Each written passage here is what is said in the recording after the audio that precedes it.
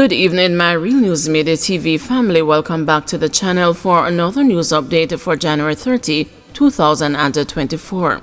Please remember to leave a comment, like, and share. And in the news this evening, common law spouse implicated in death of hospital attendant in St. Anne.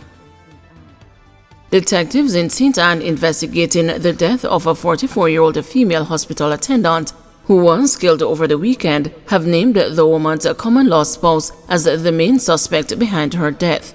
Kevin Shirley of Parrytown, Oteria, St. Anne is now in police custody after being apprehended in Higgins Land, Alexander in the parish on Monday. According to police reports, Shirley reportedly ingested a corrosive substance before jumping into a concrete water tank. He was subsequently rescued with the assistance of residents and transported to the St. Anne's Bay Hospital, where he was admitted for treatment.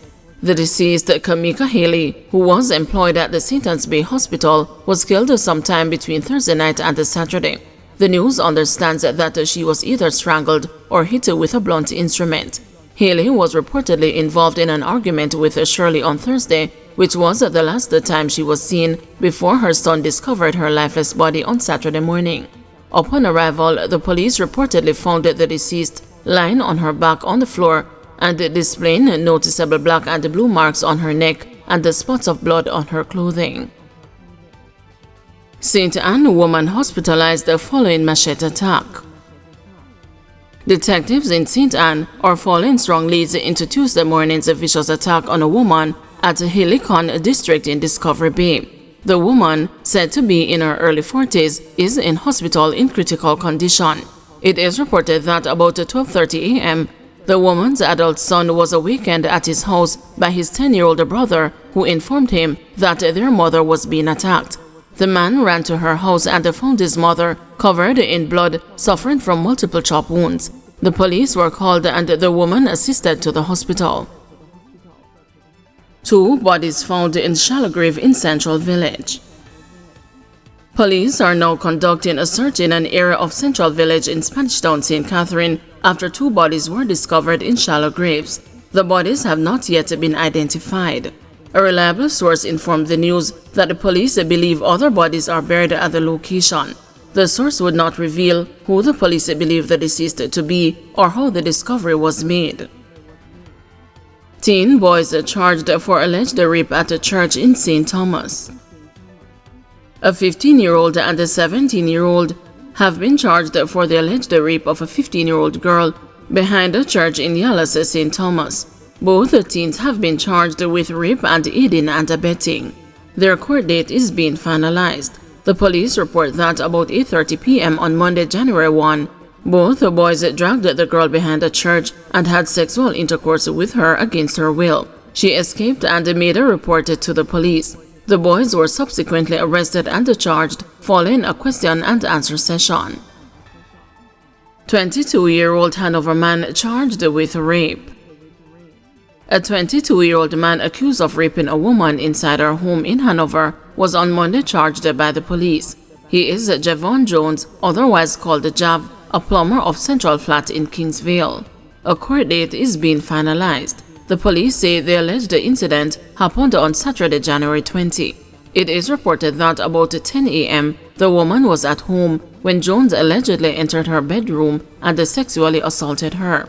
A report was made to the police and Jones was subsequently arrested. On Monday, January 29, Jones was interviewed, following which he was charged. Advocates Network concerned about a possible school disruption due to local government polls. Amid mounting speculation about when the date for the local government election will be announced, co-chair of the Advocates Network, Robert Stevens, has expressed of several concerns about the timing of the poll. Mr. Stevens told the news that given the 3 weeks that are constitutionally allotted for the time between when an election is called and when it is held, it seems likely that there will be disruptions across schools if the election is called soon. He said the ideal timing has already passed, which would have coincided with the midterm break.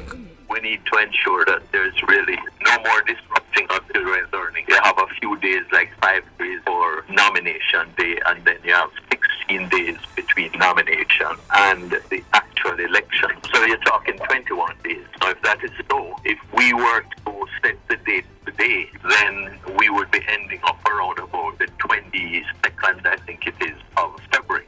Now, that is exactly on the date when they have TEP exams. So that's a no-no. However, we can still do it before the end of February, but the only date that is not going to totally disrupt the schools is the 24th of February, which is a Saturday. In another year, we're going to have another set of elections, and I think that it would be great if we could just do both elections one time.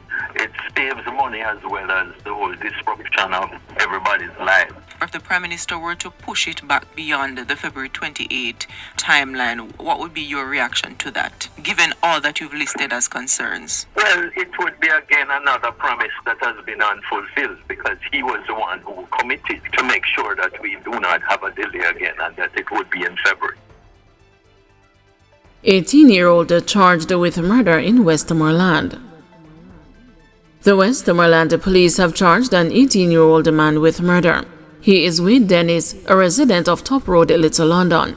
He has been charged for the murder of 19-year-old Enrico Chambers of Johnson Bush in Little London on January 18. Investigators say Chambers was sitting in his sister's yard when the accused and another man walked by, and an argument developed among the three men. The accused and the other man left on foot after threatening Chambers. They later returned armed with a machete. The 18-year-old accused and the other man attacked Chambers, chopping him all over his body. Chambers was assisted to hospital by residents, where he was pronounced dead. The 18-year-old was later captured by the police. The other suspect, who fled the parish, surrendered to the Halfway Tree Police in St. Andrew on Monday in the presence of his attorney. He is to be transported to Westmoorland, where he will be charged. St. Elizabeth businessman found with $2.8 million concealed in truck. A St. Elizabeth-based businessman is under investigation for alleged breaches of the Proceeds of Crime Act after millions of dollars was found concealed in a truck he owns. It is reported that on Friday, members of the Area 3 Narcotics Division conducted a raid at the home of the businessman in Warminster, St. Elizabeth. A white Toyota motor truck owned by him was seized at the premises. A preliminary search of the premises and the truck revealed nothing illegal. The truck was, however, seized and taken to a police station pending a systematic search. Members of the Caribbean Search Center on Monday conducted a detailed search of the vehicle, during which a total of $2.8 million was found under the driver's seat in a concealed compartment. The cash was seized under the Proceeds of Crime Act. NHD pushing for removal of secrecy clause from Dexter settlement. The National Housing Trust is urgently trying to get a private developer to agree to drop a non-disclosure agreement from a settlement that blocks the public entity from commenting on a failed multi-billion-dollar contract. The NHD is a residential home builder funded by a mandatory contribution on the income of employers and workers. It reports directly to Prime Minister Andrew Holness, and the signing of an NDA resurrects his warning against their use 5 years ago. Yesterday, the NHD initiated talks with Dexter Holdings Limited, the company that is sued in September 2022 for alleged failure to deliver 200 houses, for which it advanced $650 million. The push to get the agreement amended follows the appearance of the NHD's managing director, Martin Miller, before the cabinet yesterday. He was summoned to tell the Holness chaired body how the issue unfolded. It was not a very pleasant experience for Miller, said a government source who confirmed the developments. A regular meeting of the NHD board also took place on Monday. The advance to Dexter was under a 2-year guaranteed purchase agreement the two signed in August 2019. The deadline was extended to August 2022. The news brought the issue to light in a series of stories from January 14. Questions sent to the NHD remain unanswered. Additional questions were submitted yesterday to the Trust and the Prime Minister.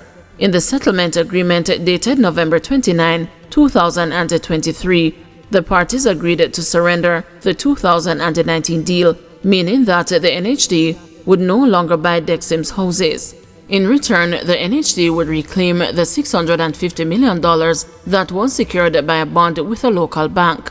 However, what has shocked the country is the revelation that the NHD agreed to a non-disclosure clause that said the two agreed to maintain in confidence the contents, terms, conditions, and the consideration for this settlement agreement.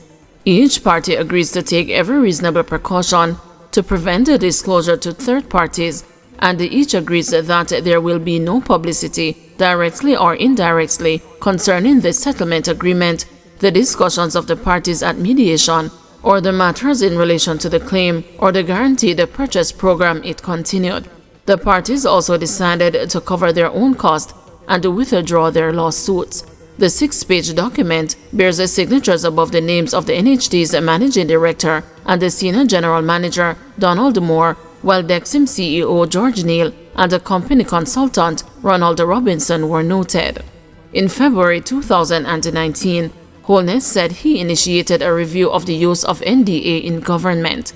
I've already asked the Attorney General to review the use of confidentiality clauses in governmental contracts to see what rules and regulations we can put in place to ensure that these clauses are never used in any way, shape, or form that could even suggest that a parliament could not get information, he said.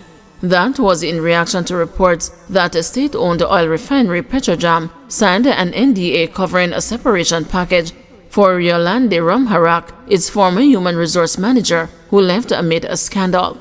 Opposition leader Mark Golding has labeled the situation a scandal, while opposition spokesman on finance Julian Robinson has called for the Integrity Commission to probe the NHD's relationship with Dexter and other private developers. In 2016, the Office of the Contractor General told the Holness administration not to give a $2.7 billion telecoms license to Symbiote Investments Limited, a company linked to Neal, because of adverse traces against him. Holness went ahead, but the government was forced shortly after to revoke the license. The NHD had committed to buying 200 houses at $12.5 million per unit in Dexter Holdings out of Blue Development in Discovery Bay, St. Anne, under the $2.5 billion contract. Dexter, which defaulted on payments to investors in the project in 2022, disputed the NHD's allegations of contract breaches and insisted that its operations were significantly impacted by the COVID-19 pandemic and the resulting high cost of goods and services.